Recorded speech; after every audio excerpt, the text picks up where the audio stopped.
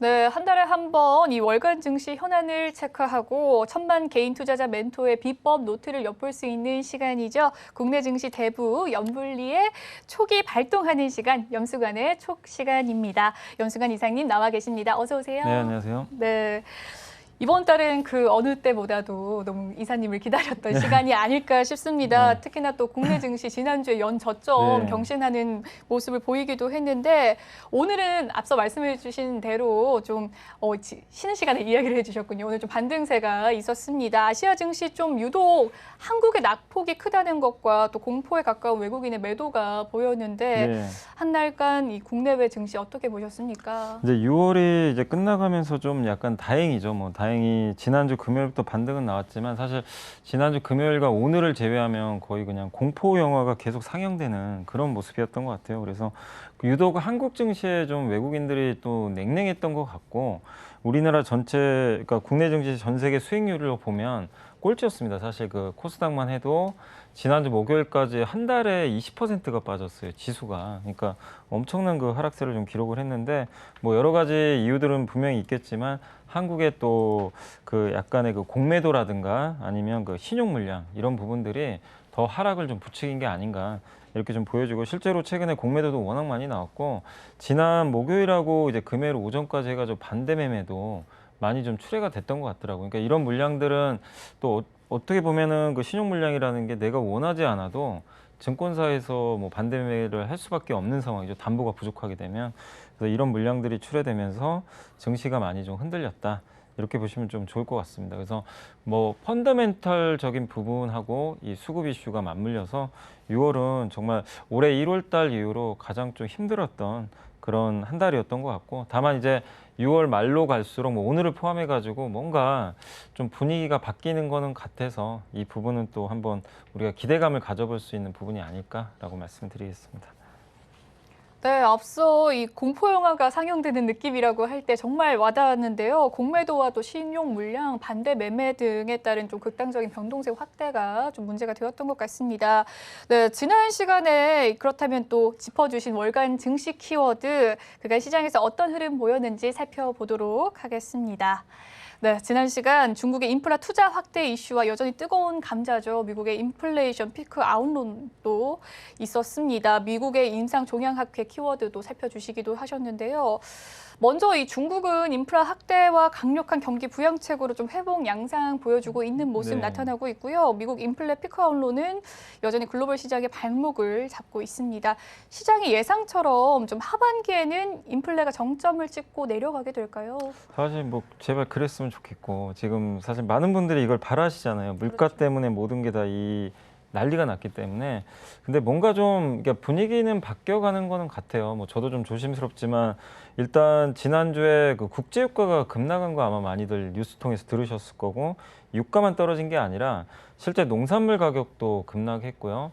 뭐 그 예전에 인도네시아 쪽인가요? 거기서 이제 그 팜유라 그러죠. 뭐 라면 같은 데 들어가는 네. 이것도 가격이 한참 올라가다가 최근에 또 급격하게 떨어지는 그런 뉴스들이 좀 나온 것 같습니다. 결국 유가와 이 농산물 가격이 결국에는 또 생활 어떻게 보면 필수 소비재다 보니까 이 부분이 꺾여줘야 또 소비 여력이 나중에 생기는 거거든요. 그래서 국제 유가와 지금 농산물 가격이 조금 안정감을 찾는 건 하반기를 좀 기대할 수 있는 요인 중에 하나가 아닌가 이렇게 좀 보여지고 최근에 또 나왔던 게 지금 이제 긴축 정책이 너무 활발하게 좀 펼쳐지고 그러다 보니까 뒤따라서 경기 침체 우려가 좀 되게 커지고 있잖아요. 그래서 그러다 보니까 최근에 뭐 얼마 전에 테슬라도 그 얘기를 했죠. 뭐 해고하겠다, 인력을 줄이겠다 이런 뉴스들이 좀 많이 나오고 있는 것 같은데 이 긴축 정책에 따른 주요 기업들의 이 채용 축소는 이것도 역시 물가에 좀 긍정적으로 작용할 수 있는 게 미국 물가의 또 많은 부분을 차지하고 있는 것 중에 하나가 임금 상승입니다.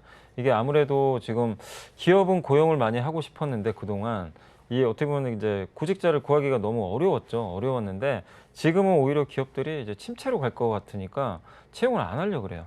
그럼 당연히 임금 상승률이 둔화될 수밖에 없어요. 이 부분도 당연히 물가에 긍정적으로 이게 연준이 원하는 게 사실 이런 부분이죠. 연준이 그렇다고 경기 침체까지 가는 걸 원하는 건 아닌데 공급으로 인한 이 에너지 가격을 연준이 어떻게 할 수는 없어요. 그러다 보니까 뭔가 다른 쪽에서 물가를 낮출 수 있는 방법이 있어야 되는데 그게 바로 이제 금리를 올려가지고 경기를 조금 이제 쿨다운 시키는 거죠. 그래서 이제 그런 부분들이 지금 최근에 좀 나오고 있다. 그래서 물가 상승세가 어느 시점에서 둔화될지는 우리 아직 모르지만 뭔가 그럴 만한 좀 변곡점은 좀 시작된 게 아닌가라고 좀 기대를 하고는 있습니다. 네, 물가 상승에 대한 둔화 기대를 좀 엿봐주셨고요. 그런가 하면 6월에 증시 철강과 반도체, IT 부품 업종이 중국발 수혜를 좀 톡톡히 누를 것으로 내다보셨는데 한 달간의 관련주 흐름은 어떻게 평가하셨을까요? 아, 이거는 저는 사실 이제 6월 초에 그때 이제 초만 해도 이제 그때 5월 말에 방송을 했으니까 6월에는 좀 기술적 반등을 솔직히 예상을 했어요. 6월에는 좀 시장이 좋아지고 그때 이제 했던 논리가 이제 중국도 좀 경기 부양을 할 거고 근데 그때 이제 갑자기 6월에 소비자 물가 지수가 급등하는 바람에 이게 완전 어그러져 버렸죠. 그래서 네. 이제 6월은 급락장이 됐기 때문에 사실은 뭐 업종을 가릴 건 없었습니다. 뭐 반도체뿐만이 아니라 뭐 거의 전 업종이 다 급락하는 제가 봤을 때는 사료 업종하고 그 조선 업종 한두 개만 좀 빼고는 대부분 좀 많이 빠졌던 것 같아요. 그래서 특히 6월 달 들어서는 반도체도 거의 최악의 한 달을 좀 보냈는데 그 이유는 잘 아시겠지만 이제 경기가 만약에 침체로 가게 되면 이 가전제품이나 IT 기기에 대한 수요가 줄거든요. 이게 수요가 줄면은 반도체 투자도 줄게 되겠죠. 그러다 보니까 반도체 소부장에 대해서도 굉장히 이제 냉정해져 버린 거죠. 그래서 반도체 소비장주들도 많이 좀 빠져버렸고 철강 업종도 지금 저평가는 맞지만 문제는 지금 중국의 경기가 뭐 여전히 좋은 상황도 아니고 글로벌 경기가 꺾인다고 하니까 철강 수요에 대한 좀 우려감이 또 컸던 것 같아요. 그래서 지금 뭐 반도체라든가 철강 같은 이런 좀 경기에 민감한 업종들의 주가는 한 달 동안은 좀 좋지 않았습니다. 물론 이제 지난주 후반부터 이제 조금씩 회복은 좀 되긴 하는데 반대로 생각하면 이런 또 업종들이 7월에는 또 반대 흐름이 나올 수 있는 거니까 혹시라도 지금 뭐 반도체나 철강이나 아니면 경기에 민감한 업종들 좀 갖고 계시는 분이라면 지금은 장기 관점에서는 오히려 좀 비중을 늘릴 때가 아닌가라고 말씀을 드리겠습니다. 네, 6월 한 달간의 키워드를 좀 복귀해보는 시간 가져봤고요. 이번에는 7월에 증시 전략 본격적으로 세워보도록 하겠습니다. 염승환 이사가 선정한 월간 주식 키워드 화면으로 만나보겠습니다. 7월의 주식 키워드 예상치를 하회한 기대 인플레이션. 그리고 삼성전자 3나노 파운드리 양산 이슈와 최근 급락을 보인 성장주의 향후 반등 가능성 선정해 주셨습니다. 네, 하나씩 살펴보도록 하겠습니다. 지난 금요일 미국 증시 3대 지수가 상승 마감하는 모습 보여줬는데요. 장기 기대 인플레이션이 예비치를 밑돌면서 이 인플레이션 우려가 다소 진정됐다는 분석들이 나오고 있습니다. 이 기대 인플레이션은 어떤 상징성을 갖길래 S&P 500 지수가 2년 만에 가장 큰 폭으로 상승하는 등 이 주가 상승의 기폭제로 작용한 것일까요? 왜냐하면 저번에 그 FMC 끝나고 나서 이제 연준 의장이 기자회견을 딱 하잖아요. 그때 이제 그 기자들이 물어봤죠. 이제 어떤 지표를 중요하게 보느냐. 당연히 소비자 물가 지수를 중요하게 본다고 했는데 또 거기서 했던 얘기가 기대 인플레이션을 좀 체크를 해야 될 것 같다. 왜냐하면 기대 인플레이션이 또 이번에 발표된 게 미시간대 기대 인플레이션인데 이게 월 초에는 잠정치가 발표되고 그다음에 이번 월 말에는 보통 이제 그 확정치가 발표되는데 굉장히 지금 좀 그 처음에 월 초에 발표된 것보다는 좀 이렇게 수치가 꺾인 걸로 나왔거든요. 그러니까 뭐 예를 들면 1년 기대 인플레이션이 5.3% 나왔는데 이 월 초에 나온 거는 5.4%였어요. 그러니까 약간 좀 꺾이는 흐름으로 나오다 보니까 시장에서 좀 환호를 했던 거죠. 아, 물가 이제 기대감이 좀 낮아지는구나. 이렇게 했는데 기대 인플레는 한마디로 이제 설문조사를 하는 거예요. 설문조사 해가지고 물가가 올라갈 것 같습니까? 그러니까 각 경제 주체들한테 전화를 하는 거죠. 그래서 이게 왜 중요하냐면 이게 그냥 사람들의 설문조사니까 아, 그게 무슨 의미가 있냐 이러실 수도 있지만 경제는 심리거든요. 그 사람들이 앞으로 물가가 올라갈 것 같고 뭐 기업의 인사 담당자라든가 아니면 구직자가 앞으로 금리가 올라갈 것 같아요. 아니, 그러니까 그 만약에 물가가 올라갈 것 같아요. 그러면 이제 연봉 협상을 할 때도 올려달라 그러겠죠. 예. 그럼 기업들도 어차피 이거 임금을 올려야 되니까 그러면 이 임금 상승분을 결국엔 또 이런 그 기업들이 만드는 제품 가격에 올려버릴 수가 있어요. 미리 선제적으로. 그러면은 사람들이 모든 걸 이렇게 인플레가 될 거라고 기대 심리가 계속 높아지면은 가격은 계속 올라가고 물가를 잡을 수가 없어요. 그러니까 실제로는 물가 상승이 나온 게 아닌데 사람들이 그렇게 생각하는 것만으로도 물가가 움직여 버릴 수 있다는 거죠. 그러니까 이거는 연준이 바라지를 않는 게 연준은 지금 고유가나 아니면 농산물 가격 때문에 굉장히 지금 이제 미국 경제가 힘들어질 것 같아서 이걸 좀 잡고 싶어 하는데 이거랑 별개로 기대 인플레이션까지 올라가게 되면 다른 물가까지 다 올라가 버릴 수가 있거든요. 그래서 그거를 사전에 좀 차단하고 싶은 거죠. 그래서 기대 인플레이션은 이제 매달 한 달에 이제 2번 정도 발표를 하게 되는데 요걸 보면서 계속 좀 체크를 하고 금리 결정에 좀 참고를 하겠다라고 이제 그런 식으로 언급을 했거든요. 그러니까 그게 시장에도 그대로 투영이 됐던 게 기대 인플레가 생각보다 낮게 나오니까 아까 말씀하신 대로 S&P 500 지수가 급등을 해버렸거든요. 그래서 여러분들이 조금 피곤하시더라도 앞으로는 조금 이 기대 인플레 이게 뭐 몇 달 갈지 모르겠어요. 예전에 이거 잘 별로 신경 안 썼거든요. 근데 이제 어쩔 수 없죠. 뭐 이걸 안 볼 수는 또 없는 상황이니까 그래서 미시간대 기대 인플레이션도 좀 잘 유념해서 보시면 좋겠습니다. 네, 경제는 심리이기 때문에 기대 인플레이션이 생각보다 중요하다. 상징성에 대해서 이야기를 해주셨습니다. 기대 인플레이션의 하락으로 연준의 공격적인 이 금리 인상이 좀 약해질 것이다라는 기대가 나오고 있어요. 다만 이 파월 의장은 금리 인상을 좀 지속하는 게 적절하다고 밝히지 않았겠습니까? 이번에 발표된 기대 인플레 수치가 올해 남은 FOMC 어떤 요인으로 좀 작용하게 될까요? 일단은 이제 이 인플레가 올라가다 보니까 원래 6월이었죠. 6월에 FOMC에서 0.5 인상이 원래 예상이었는데 연준위원도 그렇게 얘기를 했었죠. 근데 갑자기 바꿔버렸잖아요. 0.75%. 자이언트 스텝으로. 그게 이제 물가 지표 때문에 그러거든요. 근데 만약에 연준이 생각한 것보다 이 물가 지표가 다음 달에 또 발표되겠죠. 7월 FOMC가 있으니까 생각보다 기대 인플레나 소비자 물가 지수가 예상보다 좀 만약에 낮게 나온다면 연준이 0.75% 올릴 확률은 낮아지겠죠.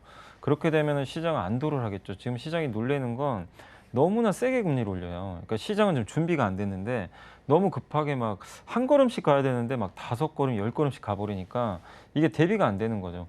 그래서 지금 시장은 물론 7월에 0.75% 올리는 것도 예상은 하고 있어요. 그래서 큰 충격은 없겠지만 만약에 기대 인플레나 이런 물가가 예상보다 훨씬 더 낮은 상태로 나온다면 7월에 0.5% 올릴 수도 있는 거죠. 그러면 시장은 더욱더 환호를 하겠죠. 아, 물가가 이제 꺾여가는구나. 이렇게도 볼 수 있기 때문에 결국에 이제 물가 수치가 중요하고 근데 다만 지금 기대 인플레가 이게 이번에 나온 수치가 좀 꺾였다고 아직은 안심할 수는 없죠. 한 번 꺾였다고 뭐 계속 꺾이는 건 아니기 때문에 그래서 한두 번의 흐름은 더 봐야 되기 때문에 그래서 투자하신 분들께서 7월 달에는 금리가 0.75% 올린다는 거는 생각을 하시고 투자를 하는 게 좋을 것 같고 다만 이제 9월에 0.5%, 11월부터는 베이비 스텝으로 갈 것 같아요. 0.25, 0.25 이렇게 단계적으로. 그러면 올해 가을 넘어서는 정상으로 가는 거예요. 그리고 오늘도 제가 이제 오다가 뉴스 같은 거 보니까 내년에 금리 인하한다는 얘기까지 좀 나오더라고요. 네. 그러니까 올해 일단은 어쨌든 올려서 물가 잡고 경기는 좀 희생을 하겠죠. 그렇지만 그 경기 희생하는 부분을 내년에는 좀 살려주겠다. 약간 이런 뉴스도 나오는 것 같아요. 그래서 올해 가을까지가 좀 긴축에 고삐를 바짝 질 때인 것 같고 9월이 지나면 아마 금리 인상이라든가 통화 정책은 이제 정상화되지 않을까라고 생각하고 있습니다. 올 가을까지 좀 고삐를 바짝 붙이게 한다 이야기를 해주셨는데 미국 증권업계 일각에서는 전일장의 미국 증시 상승을 좀 일시적인 기술적 반등에 불과하다라고 좀 주장하기도 했습니다. 이에 견해와 함께 이번 주 좀 어떻게 대응하면 좋을지 알려주시죠. 사실 이게 뭐 기술적 반등인지 아닌지는 알 수는 없어요. 이게 지나봐야 아는 거고, 그러니까 항상 그렇죠. 급등하고 좀 빠지면 당연히 이제 뭐 흔히 눌림목이라는 표현을 많이 쓰고, 그다음 급락했다가 이제 반등하면 항상 이제 기술적 반등 얘기가 나오는데 안 그런 경우도 많았어요. 뭐 V자 반등 나온 경우도 있고, 물론 지금은 바로 올라가기도 저도 어렵다고 좀 생각하는 게 2020년 3월에 코로나 터졌을 때는 V자 반등이 나왔거든요. 그때 왜 그러냐, 금리를 낮춰버렸잖아요. 돈을 투여를 해줬죠. 경기가 안 좋아지니까. 근데 지금은 그럴 수는 없어요. 지금은 증시가 망가져도 금리 인하를 할 수가 없어요, 당장은. 그러니까 돈을 풀어서 자산 시장을 올려주겠다. 이건 쉽지가 않은 거죠. 그래서 V자 반등은 좀 어려울 것 같고, 뭐 기술적 반등이 될지 안 될지는 그건 모르지만 어쨌든 지금 환경 자체는 좀 물가 우려가 좀 꺾이면서 그동안 또 낙폭이 너무 컸잖아요. 그래서 이게 기술적 반등이 당분간은 저는 좀 더 이어질 수 있다. 뭐 이게 추세 상승까지는 아니더라도 반등장은 좀 더 이어지는 흐름이 나오지 않을까 이렇게 보여지고 있고, 연준이 금리를 인하를 좀 결정을 뭐 나중이라도 해주면 뭐 큰 폭의 반등은 가능하겠지만 그게 언제가 될지는 잘 모르겠어요. 그래서 지금 이렇게 빠진 후에 흔히 나이키형이라 그래요. 이게 V자 말고 이렇게 완만하게 반등하는 그런 흐름이 좀 나오지 않을까 이렇게 보여집니다. 그래서 시장을 보실 때 바로 이렇게 막 달려가는 그런 흐름보다는 오르고 또 약간 반락을 해주고 오르고 반락하면서 좀 박스권을 한 몇 달 정도 그리는 그런 움직임이 좀 나올 것 같습니다. 그 후에 다시 한번 이제 통화정책 변화에 따라서 뭐 다시 한번 추세 상승이 나올 수도 있겠죠. 그래서 지금은 너무 급하게 생각하지 마시고, 아직은 뭐 기술적 반등이냐 그거보다 시장이 그동안 워낙 감해도됐기 때문에 감해도된 상태에서 그 저평가 구간에 또 진입을 했잖아요. 이런 것들이 좀 어쨌든 그 정상화되는 그런 국면으로 좀 보시면 좋을 것 같고, 지금은 어쨌든 뭐 오늘같이 이렇게 오르는 날 굳이 뭐 이렇게 쫓아서 사실 필요는 없겠지만 뭐 내일이라도 증시가 또 흔들릴 수 있거든요. 그래서 흔들리는 구간에서 비중을 늘려가시면 좋을 것 같습니다. 네, 또 기술적 반등에 대한 여부는 아직은 판단 불가하다라고 이야기를 해주셨습니다. V자 반등은 금리 인하를 할 수 없기 때문에 좀 어렵다는 이야기 해주셨고요. 낙폭 과대에 따른 반등장의 흐름 어느 정도 예상은 해주셨습니다. 다음 키워드로 넘어가 보도록 할게요. 삼성전자에 대한 이야기 나눠보도록 하겠습니다. 이 삼성전자 역시 한 달간 지속해서 52주 신저가를 기록하기도 했었는데요. 이번 주에 삼성전자의 기상회생 가능성이 점쳐지는 이 3나노 파운드리 네. 반도체 양산 이슈가 있었다고요. 네, 그러니까 이게 지금 한국의 삼성전자가 TSMC에 뭐 당연히 파운드리가 좀 밀리는 건 많이 알고 계실 거예요. 뭐 네. 5나노, 4나노 대부분 이제 파운드리가 그 TSMC가 앞서갔고, 거기에 대한 또 실망감 때문에 삼성전자 주가가 좀 부진했던 것도 사실인데, 뭐 호재가 없어요. 사실 이렇게 찾아보면 마땅히 좋은 뉴스가 나온 건 없는데, 일단 지난주에 언론에서 좀 보도들이 좀 됐었죠. 삼성전자가 이번 주에 3나노 파운드리 양산을 공식적으로 발표할 거다. 물론 이제 한 매체에서는 반박 보도를 냈어요. 그러니까 아니다, 좀 연기될 것 같다, 이번에 안 하고. 근데 또 그 다음날 또 다른 매체들에서는 아니다, 발표한다. 그래서 아직 삼성이 공식적인 입장을 내놓은 건 아니고 언론사에서 지금 계속해서 나오고 있는데, 다수의 언론들이 이번 주에 발표할 것이라는 기사를 많이 냈거든요. 그런 걸 봤을 때는 아마 삼성전자가 이번 주에 3나노 파운드리 양산을 발표하지 않을까 이렇게 보고 있고, 그렇게 된다면 되게 의미가 있는 게, 지금 3나노는 TSMC도 아직 못하고 있고요. 올해 연말이에요. TSMC 목표는 올해 연말인데 삼성전자는 지금 이번이잖아요. 2분기부터 시작을 하는 거니까 6개월 정도 앞서가는 거고, 방식이 여러 가지가 있어요. GAA 방식도 있고 뭐 핀팻 방식도 있는데, 삼성전자는 GAA라는 이제 방식이 있거든요. 요걸 좀 이용을 해가지고 이게 좀 더 기술력이 좋다고 하더라고요.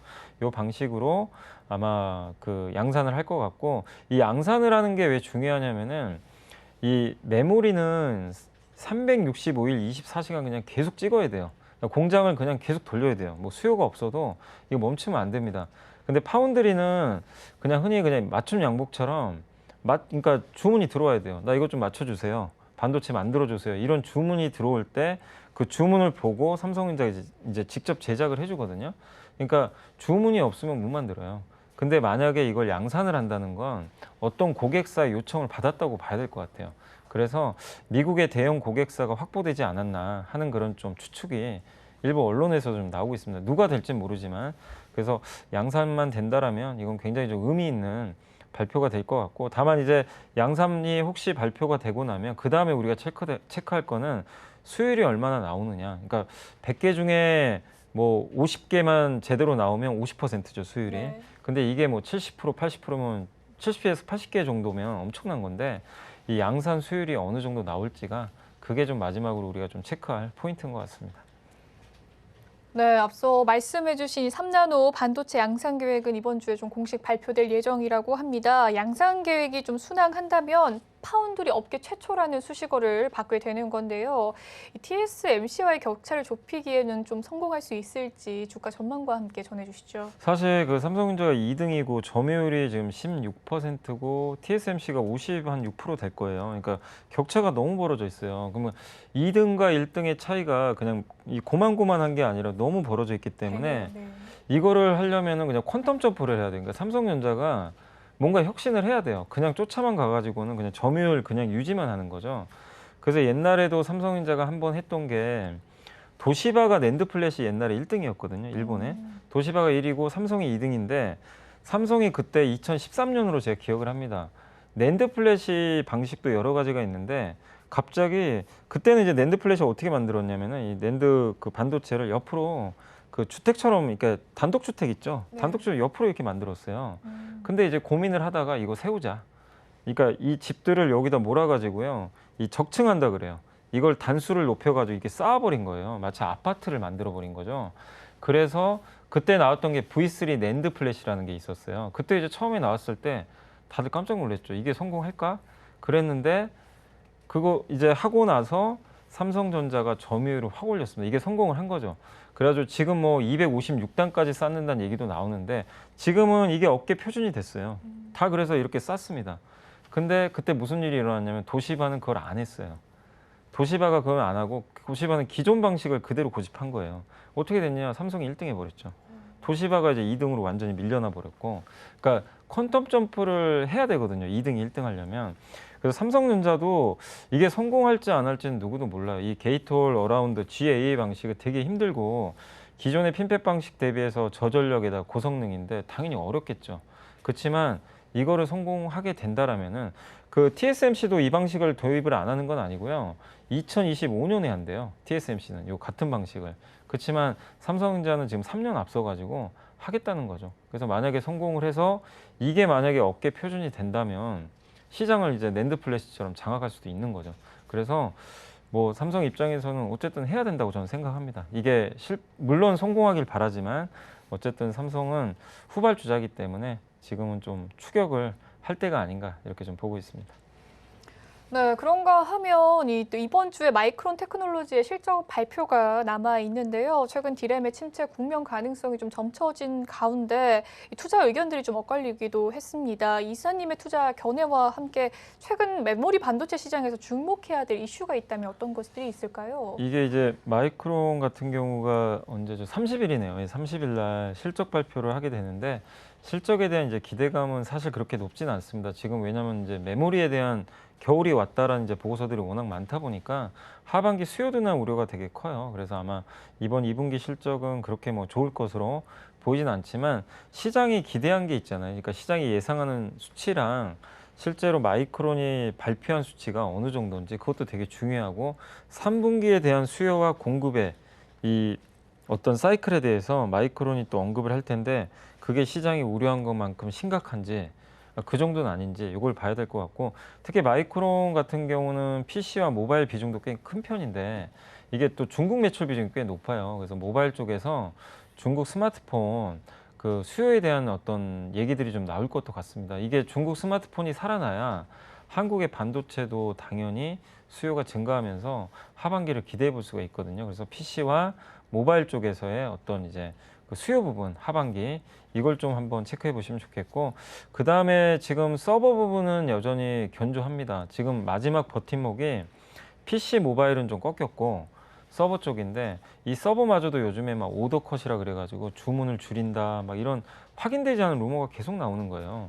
근데 이게 진짜로 진실인지 아닌지 마이크론의 또 입을 통해서 어느 정도 우리가 확인할 수가 있거든요. 그래서 30일 날 발표될 마이크론의 실적은 그냥 단지 마이크론의 실적이 아니라 삼성전자와 하이닉스 주가에도 영향을 줄 수 있기 때문에 한번 좀 관심을 가져보시고 그리고 하반기에 우리가 좀 지켜봐야 될 가장 큰 관전 포인트는 아까 말씀드린 대로 중국의 스마트폰이에요.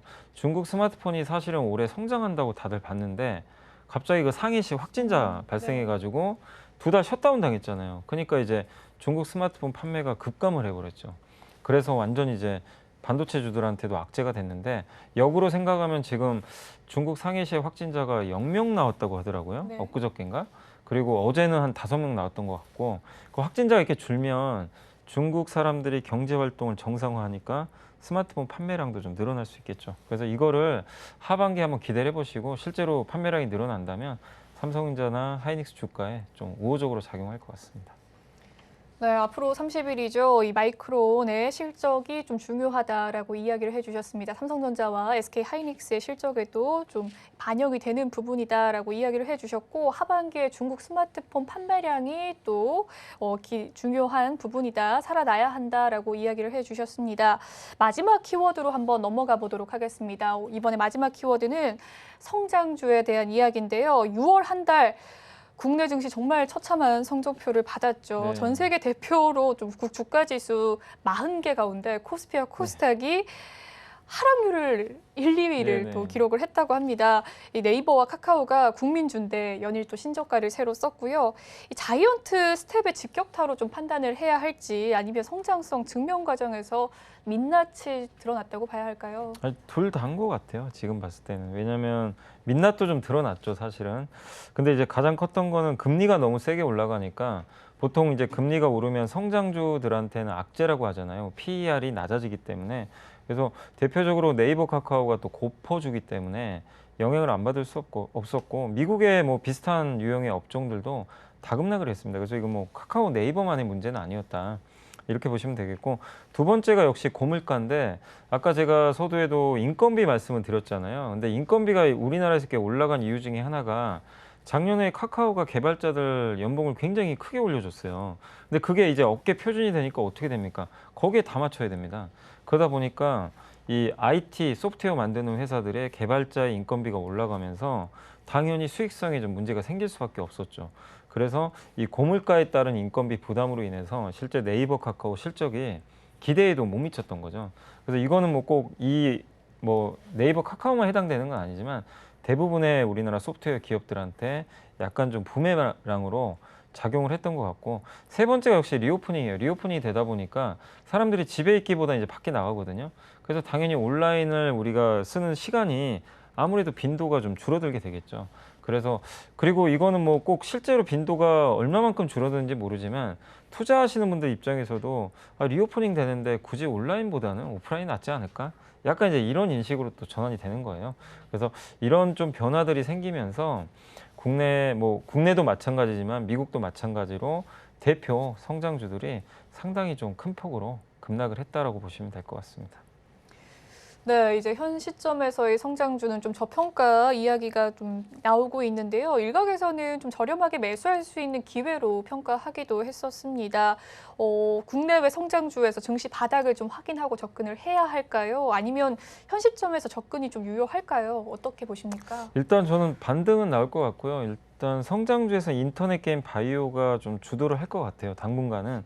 왜냐하면 지금 물가가 좀 꺾인다는 신호가 좀 나왔고, 이렇게 되면 연준의 긴축 속도가 완화되고 제일 피해받는 업종이 이 세 개 업종이에요. 그래서 이들 업종으로는 단기 순환매, 그리고 대부분의 기업들이 주가가 다 반토막이 나 있어요. 워낙에 많이 빠졌기 때문에 기술적 반등도 제법 세게 나올 가능성이 있고, 긴축 리스크도 어느 정도 주가에 선반영됐고요. 만약에 근데 내년에 진짜로 금리 인하 된다면 성장주가 또 한번 일어서겠죠. 그래서 장기적으로도 지금 주가에선 나쁘게 볼 필요는 없는 것 같습니다.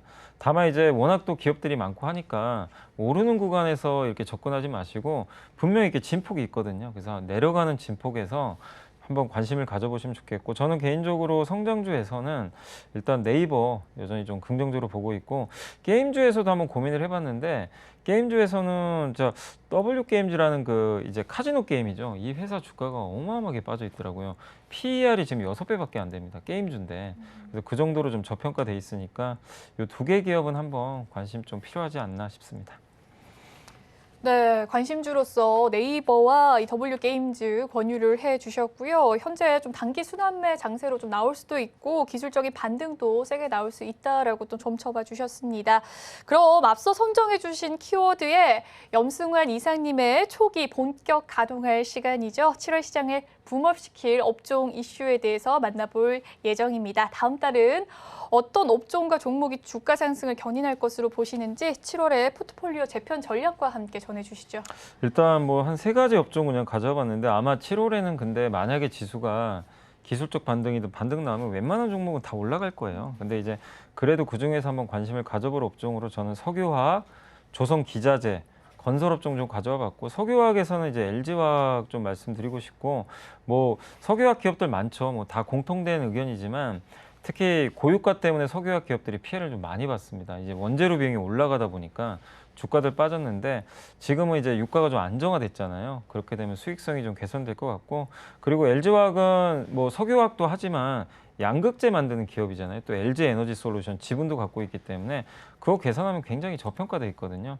그래서 양극재 모멘텀, 또 석유화학의 반등, LG 에너지 솔루션 지분 가치 이런 것들이 좀 맞물리면서 좋은 주가 흐름이 나오지 않을까 싶고요. 조선 기자재 쪽에서는 성광밴드 한번 좀 눈여겨보시면 좋을 것 같고, 주가 근데 다만 성광밴드가 최근에 좀 올랐어요.